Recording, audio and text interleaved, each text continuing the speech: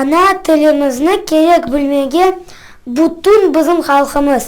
Ана тіліні білмеген қырым татар бұл адам біздің ватанымызны sevмеген адам. Кім севе біздің ватанымызны, кім бегене біздің тілімізні келек лаф етмеге бұл тілде, векім бұл тілде қырым татар лаф етмесе, бұл пек айып.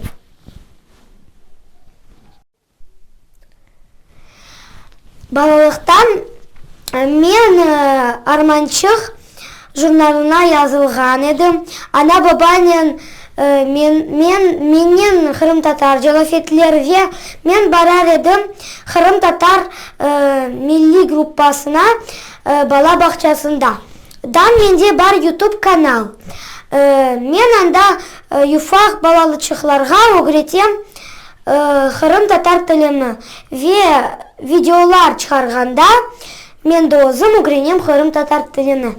Бұл каналда бар тапмажалар, шақалар, шиірлер бар, чешет түрлі презентациялар. Ве мен пек севем өзімін тілімні. Мен утанмайым қырым татар тілінде лаф етмее, чүнки мен қырым татар ве мен өзімнің ватанымы севем. Кім утана, бұл адам севмей өзінің ватаныны. Біздің тіліміз пек зенгін ве у пек дүлбер. Ве ама у асчық қолайжадығын, ама оны балалықтан өгренсен әпсі олажақ. Мен сізге істейім тілімеге, әпсі қырым татар тіліні өгренсін ве білсін балалықтан. Мен тілейім ана бабаларға, олар өзін баларының қырым татар же әр вақыт доғымыштан лаф етсін. Юфақ балалар қырым татар тіліні өгренсін.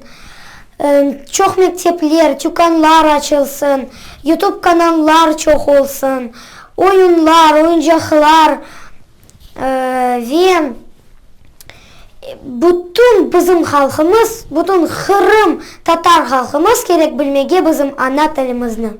Kim bizim ana tilimizni bilmey, ona ayıp olsun.